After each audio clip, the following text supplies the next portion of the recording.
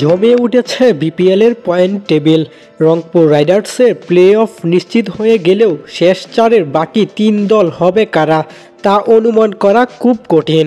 উত্থান পতনের টুর্নামেন্টে এখনও সুযোগ আছে বাকি 6 দলেরই, তবে শেষ পর্যন্ত কারা হাসবে শেষ হাসি তা জানতে অপেক্ষা করতে হবে লিগ পর্বের শেষ ধাপ পর্যন্ত।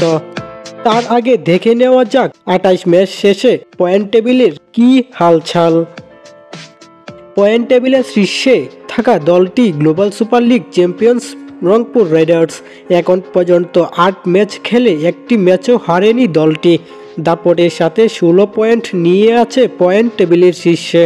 বাকি 4টি ম্যাচে তাই অনেকটাই নির্ভর থাকবে নুরুল হাসান সুহানের দল।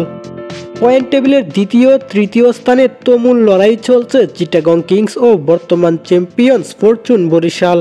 এখন পর্যন্ত 8 ম্যাচ খেলে দর্শকপ্রিয় দল চিটাগং জিতেছে 5টি ম্যাচ। 7 ম্যাচ খেলে তারকায় ঠাসা বরিশালের জয় 5টি। 2 দলেরই পয়েন্ট তাই 10। তবে সামান্য ব্যবধানে রান রেটে এগিয়ে থাকা এই মুহূর্তে দ্বিতীয় স্থানে চিটাগং, বরিশাল 3 নম্বরে। 7 ম্যাচে 3 জয় নিয়ে খুলনা টাইগার্স আছে 4-এ। তবে দলটি সাম্প্রতিক পারফরম্যান্স হতাশ করেছে ভক্তদের। সর্বশেষ 5 ম্যাচে জয় এসেছে মাত্র 1টি। দুর্বার রাজশাহীও 3 ম্যাচ জিতেছে, তবে খেলেছে 9টি ম্যাচ। খুলনা ও রাজশাহী 2 দলেরই পয়েন্ট সমান 6 করে। রান রেটে অবশ্য খুলনা এগিয়ে, তবে পরে 3টি ম্যাচে ঘুরে দাঁড়ালে রাজশাহী খুলনাকে পেছনে ফেলার সুযোগ পাবে। নানা আলোচনা জন্ম দেওয়া রাজশাহী এখন তাই আছে প্লে অফের দৌড়ে। অপরদিকে পয়েন্ট টেবিল তলানির 2 দল ঢাকা ক্যাপিটালস ও সিলেট স্ট্রাইকার্স। ঢাকা 9 ম্যাচে 2টি ও সিলেট 8 ম্যাচে 2টি জয়ের দেখা পেয়েছে। 2 দলেরই পয়েন্ট 4। তবে সর্বশেষ ম্যাচে ঢাকার কাছে হেরে রান রেটে পিছিয়ে থাকা সিলেট এখন সবার নিচে।